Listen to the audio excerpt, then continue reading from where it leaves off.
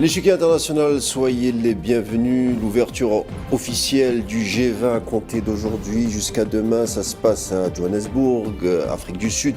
L'édition de cette année s'inscrira sous la thématique égalité, solidarité et durabilité. On débattra au sujet de l'allègement de la dette des pays en développement, la transition énergétique et la lutte contre les inégalités mondiales. Question phare de ce sommet international du G20. Le premier d'ailleurs à prendre lieu et place sur le continent africain. À retenir également la non-participation des États-Unis de Donald Trump. En tout cas, beaucoup de dossiers interpellent les décideurs des 20 plus grandes économies du monde et surtout le mécanisme des suivis des décisions éventuelles.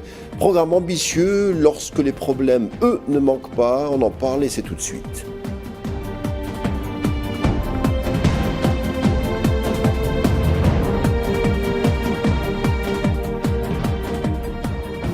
Sommet du G20, ça se passe, c'est une première en Afrique du Sud. Deux représentants du président algérien Abdelmadjid Tebboune, le Premier ministre Sifi Reye participent à ce grand rendez-vous international. Un rendez-vous international sous le thème solidarité, égalité et durabilité. Tout un programme et son lot de défis. On en parle de ce sommet, de ses tenants et éventuellement aboutissant avec Nazim Sini, enseignant agrégé en économie à Aix-Marseille et spécialiste des questions internationales. Nazim Sini, bienvenue. Bonsoir, merci pour votre invitation.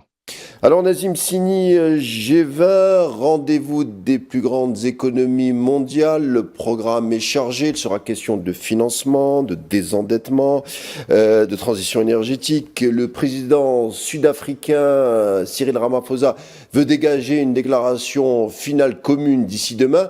Mais on note l'absence des États-Unis, première économie mondiale. Une absence de taille. Quel impact justement cette non-participation des États-Unis d'Amérique sur la conclusion finale de demain ? Écoutez, c'est un sommet extrêmement intéressant et puis vous savez, le titre de votre émission tombe à point nommé. Quand vous parlez de test pour le Sud global, c'est clairement ça dont il s'agit. Pour moi, le véritable enjeu, c'est de voir la solidité, la cohésion et également la capacité de défendre une vision commune de la part du Sud global dans cette reconfiguration internationale qui, comme vous le savez, est en train de creuser les inégalités. En fait, l'absence des États-Unis est étonnante qu'à moitié parce qu'on sait que depuis la réélection de Donald Trump, on sait que les États-Unis veulent garder leur hégémonie sur le commerce international, sur l'économie mondiale. Et les déclarations récentes du président Trump envers l'Afrique du Sud ne présageaient pas d'une participation active des États-Unis. Bon, ça peut toujours changer. Vous savez, on est habitué au coup d'éclat avec l'administration Trump. Donc, il n'est pas dit qu'il y a un représentant américain qui soit présent ces prochaines heures. Mais en tout cas, ce qui est certain, c'est qu'un sommet du G20 sans les États-Unis, c'est une première dans l'histoire de ces rencontres qui visent justement à discuter, à débattre des grandes questions économiques mondiales. Maintenant, en fait, clairement, ce qui va être en jeu, c'est de la capacité de l'Afrique du Sud justement à mener des discussions avec les autres pays membres pour faire avancer des dossiers, notamment en matière de souveraineté, en matière de durabilité, en matière de transition énergétique, et puis tous les fléaux qui touchent la planète et qui concernent surtout l'Afrique, notamment la souveraineté alimentaire, la souveraineté numérique, et puis surtout militer pour plus de justice fiscale, plus d'équité et surtout la réduction de ces inégalités. Alors c'est un G20, on va rester encore sur la thématique de la non-participation de Trump, mais l'ombre du président américain surplombe le sommet. Rappelons que les relations entre la Maison-Blanche et l'Afrique du Sud n'ont pas été de meilleure facture ces derniers mois, puisque, on le rappelle, l'Afrique du Sud est dans le viseur de la Maison-Blanche, à l'exemple des droits de douane de plus de 30% imposés par Trump, l'un des plus élevés d'Afrique. Washington est allé jusqu'à envoyer une note à Pretoria fustigeant une déclaration commune du G20 en son absence. Réponse de Ramaphosa qui se raidit lui aussi de son côté en disant que tout simplement qu'il travaillerait à dégager une déclaration commune et que le monde devait avancer avec ou sans les États-Unis. Posture qui a été encouragée par la Chine et certains pays européens.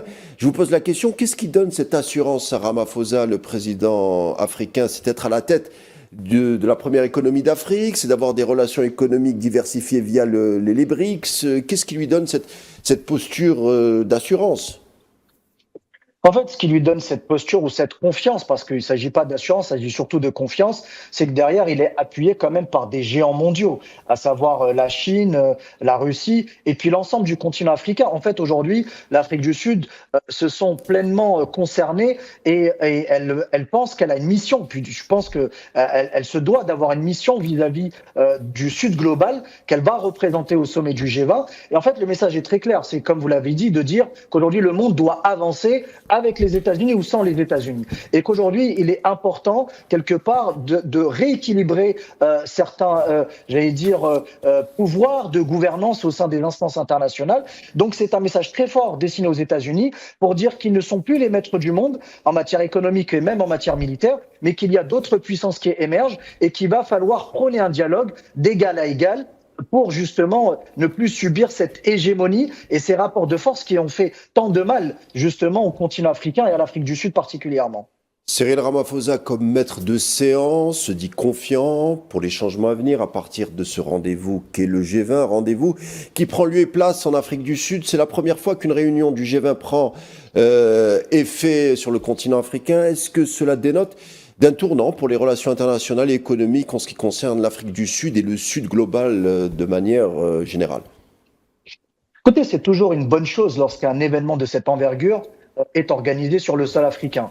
D'abord, ça permet aussi de replacer le continent sur l'échiquier international, de lui donner une place d'acteurs actifs dans les décisions qui sont importantes pour l'avenir de la planète, surtout en matière économique. Et aussi, ça permet de faire avancer certains dossiers. Je parlais notamment de la révision du système de gouvernance mondiale. Ça permet aussi de faire avancer des dossiers prégnants, notamment en matière de financement, en matière d'investissement, etc., en matière de réduction d'inégalités, puisque l'une des principales thématiques qui sera évoquée, c'est la réduction des inégalités qui a été induite par une mondialisation quelque part qui a été sauvage et qui a servi plus le capital que le travail. Et aujourd'hui, c'est très important que l'Afrique puisse être justement organisatrice sur son sol de cette importante rencontre. Et je vous l'ai dit encore une fois, même sans les États-Unis, vous savez, il existe encore près de 200 pays reconnus par les Nations Unies qui ont des choses à se dire, qui ont des discussions à avoir, et notamment ce G20 qui, pour moi, va marquer un tournant avec une présence forte des délégations africaines. Justement, dans leurs discours respectifs, discours d'entrée, il y a d'un côté Cyril Ramaphosa, mais également le secrétaire général de l'ONU, Guterres, qui ont mis en avant les deux les profondes inégalités de développement entre les pays du Sud et les pays du Nord, que cela constituerait l'un des plus gros obstacles à la croissance dans le futur. Sur ces questions d'inégalité, peut-on s'attendre à des solutions concrètes à la fin de ce sommet, Nazim? Oui, clairement.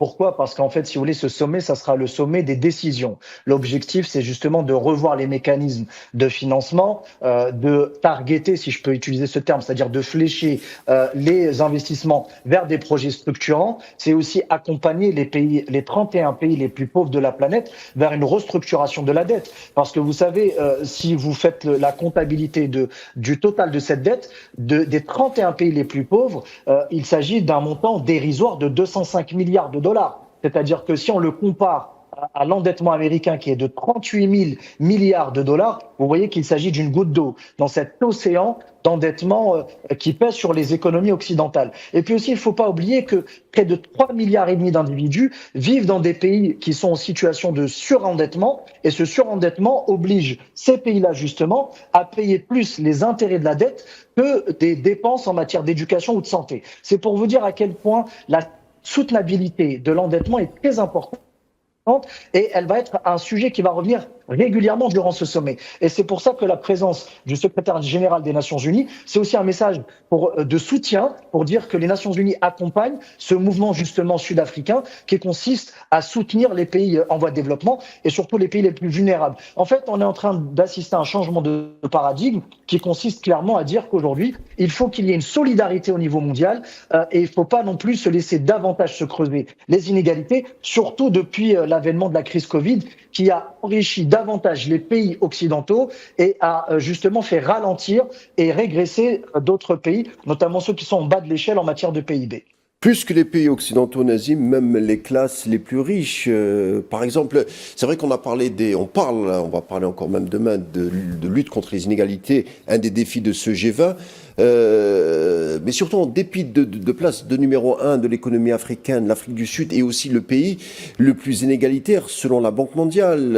Et l'Afrique du Sud, lorsqu'elle a pris la présidence tournante du G20, elle avait mandaté une équipe d'experts dirigé par le célèbre prix Nobel d'économie Joseph Stiglitz pour analyser, Tout à fait. proposer des solutions pour ce sommet. Alors ses conclusions, il le dit, hein, une de ses conclusions est la suivante, c'est que les 1% les plus riches du monde se seraient accaparés 41% de toutes les nouvelles richesses créées entre 2000 et 2024. Il y a autre chose selon Stiglitz.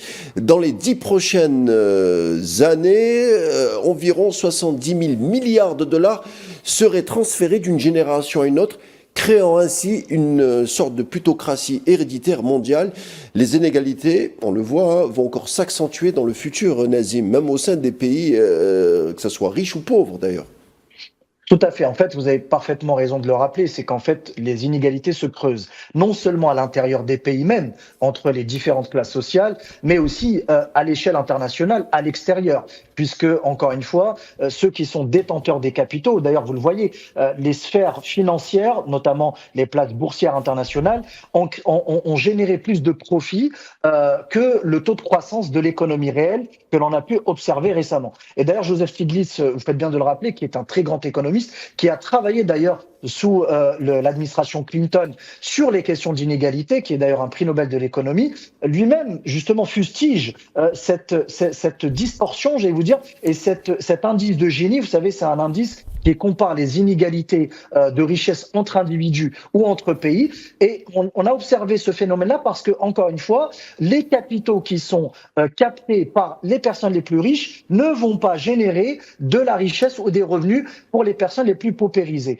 Et là, ça nous pose un véritable problème, non pas économique, mais presque, j'allais dire, d'éthique, philosophique, mais aussi de déontologie. Comment peut-on laisser des individus déjà extrêmement riches continuer à s'accaparer un pourcentage des richesses mondiales quand à l'autre extrémité, vous avez une population mondiale qui, elle, n'a pas accès aux besoins primaires que sont le logement, l'éducation, la santé ou que sais-je encore, des sanitaires vous voyez, basiques. Donc, encore une fois, ça dénote d'une distorsion de ces revenus globaux qui augmentent, mais qui sont accaparés par une toute petite frange de la population mondiale. Et là aussi, ça va être un sujet extrêmement sulfureux qui va être abordé parce qu'il faut mettre en place non seulement les mécanismes, mais aussi il faut parler de fiscalité. C'est-à-dire comment on peut mettre en place plus de justice fiscale, plus d'équité en matière de répartition des revenus. Et là, il va y avoir, je pense, énormément de négociations et beaucoup de discussions autour de ces sujets.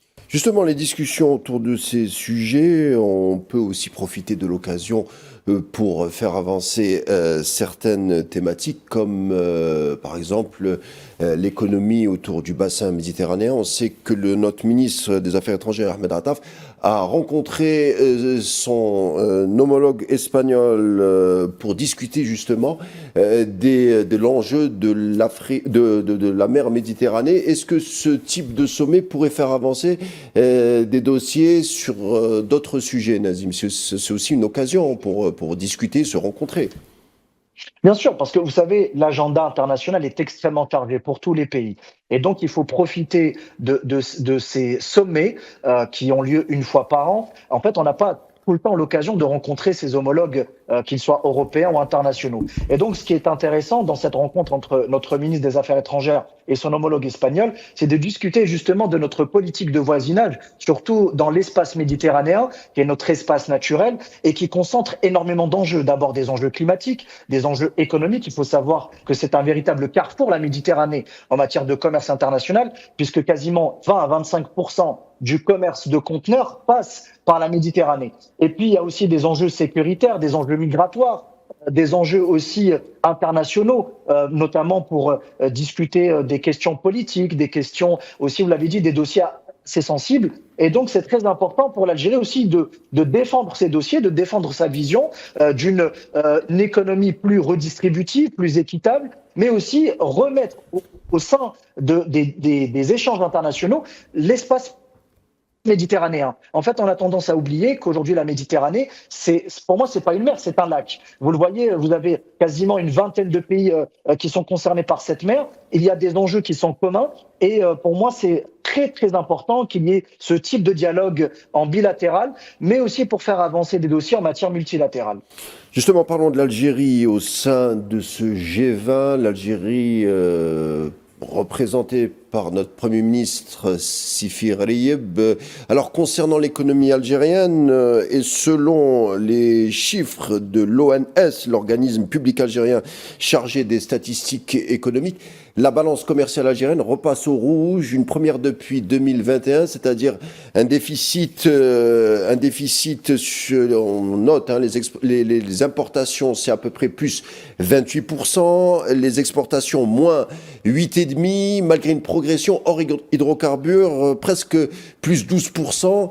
Notre dépendance énergétique reste très forte, sans parler de la vulnérabilité face aux fluctuations des prix. Est-ce que la participation de l'Algérie à ce G20 peut justement permettre à positionner les exportations hors hydrocarbures et consolider notre rôle économique en Afrique? Oui, tout à fait. Si vous me permettez, je voudrais juste faire une petite parenthèse sur ce déficit commercial. Vous savez, moi, à mon sens, il est conjoncturel, il est temporaire. Et ça va permettre en fait à l'Algérie de diversifier davantage ses exportations hors hydrocarbures parce qu'elle ne peut pas miser éternellement sur l'exportation des hydrocarbures, même si ça reste notre ADN. Je pense qu'il faut rester attaché à notre puissance énergétique qui a fait la force de l'Algérie pendant toutes ces décennies. Je pense qu'elle peut continuer encore à miser sur le pétrole et le gaz, mais je pense qu'il faut commencer à réfléchir très sérieusement à une stratégie de diversification de nos recettes hors hydrocarbures, parce que nous avons l'assise industrielle pour justement positionner des produits manufacturés à l'international. Donc je pense que d'ici la prochaine décennie, ou même pour les 4 ou 5 prochaines années, à l'horizon 2030, l'Algérie va commencer progressivement à rééquilibrer justement ses exportations vers des produits manufacturés, des produits dits finis ou semi-finis. Et justement, les sommets comme celui-ci, comme celui du G20, ou les rencontres avec nos homologues espagnols ou même italiens, permettent justement de positionner l'Algérie comme étant un fournisseur alternatif et surtout un concurrent très sérieux et fiable pour positionner le produit algérien. Vous savez, il y a eu un bond qualitatif extrêmement important ces dernières années. Aujourd'hui, nos industriels et nos entreprises fabriquent des produits de qualité, fabriquent des produits qui sont vraiment très concurrentiels, très compétitifs, qui peuvent trouver leur place sur les marchés internationaux. Maintenant, il y a un travail à faire de lobbying, il y a un travail aussi de communication, de sensibilisation, et je vais dire presque de marketing, pour justement promouvoir le produit Made in Algeria. Mais ça demande encore une fois de déployer des mécanismes justement diplomatiques, des mécanismes économiques, des missions de prospection commerciale, et on peut se servir de ces sommets-là justement encore une fois pour défendre le produit algérien et notre vision du commerce international. Alors, vous l'avez dit, la participation de l'Algérie est aussi une réelle opportunité pour renforcer notre présence, mais également peut-être peser au sein des grands circuits, les grands circuits des décisions économiques mondiaux, sans parler d'ouvrir la voie à des investissements potentiels, que ce soit dans les énergies renouvelables, l'hydrogène vert par exemple, ou les minerais stratégiques, ou encore les différentes infrastructures. Le G20, c'est aussi une occasion, à travers des discussions bilatérales, de donner du concret ou ou matérialiser justement des projets beaucoup plus structurants pour l'avenir. Oui, bien sûr. Vous savez, ce type de sommet ne sert pas justement à de la politique politicienne. L'objectif, c'est justement de discuter, de parler de projets concrets, de projets structurants, de projets industriels, de projets d'avenir. Et puis surtout, on est sur des horizons moyen et long terme. L'objectif, justement, c'est de pouvoir rassembler les bailleurs de fonds avec les porteurs de projets et puis surtout de travailler sur l'économie de demain. L'économie de demain, vous l'avez dit, c'est la transition énergétique, c'est l'hydrogène vert, c'est l'intelligence artificielle, c'est l'industrie spatiale, c'est également la robotique. Donc, c'est aussi l'avenir de l'automobile mondiale avec notamment les fameuses terres rares, les véhicules électriques, etc. Donc, l'objectif, effectivement, c'est que l'Algérie puisse participer à ces discussions qui engagent l'avenir de l'humanité en matière économique, l'avenir de l'économie mondiale, tout en justement défendant sa position et surtout en défendant la position africaine. Parce qu'il faut toujours contextualiser. Vous savez, l'Algérie d'abord défend ses intérêts avant tout, mais elle défend aussi les intérêts du continent africain. Parce que ça reste un pays leader en matière continentale, et puis aussi parce qu'elle a une responsabilité sur ses épaules pour faire avancer la vision africaine en tant que continent. Et puis, je pense aussi, vous l'avez vu, Karim, ces dernières années, il y a un changement de paradigme profond. On est en train d'assister dans ce 21e siècle à une reconfiguration de la mondialisation. Il y a un retour au souverainisme, il y a un retour justement à l'émergence de barrières douanières. Et d'ailleurs, les Américains, c'est eux qui ont donné le ton à cette guerre commerciale avec la Chine. Donc, il est très important pour des pays comme l'Algérie, justement, de faire partie de ces discussions qui concernent l'enjeu de l'économie mondiale, mais aussi de tisser des liens, de renforcer et consolider ses relations avec d'autres partenaires commerciaux et de défendre justement une vision, j'allais dire, plus pragmatique de l'économie mondiale. Les discussions sociales, on l'a assez, je pense qu'on l'a assez dit, vont occuper une place prépondérante lors de ce sommet du G20 à Johannesburg. Alors, un vrai défi pour le Sud global, d'ailleurs, aussi, ce sont les dernières réunions du G20 dans ces pays après une longue période. On se rappelle des réunions du G20 au Brésil, en Inde, en Indonésie. Là, l'Afrique du Sud referme le cycle.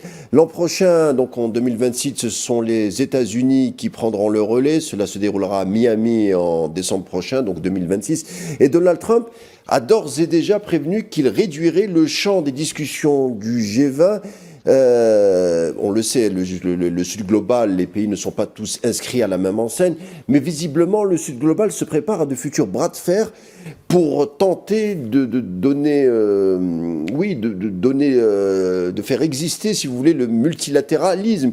Est-il prêt, selon vous, à affronter ces futurs défis, Nazim?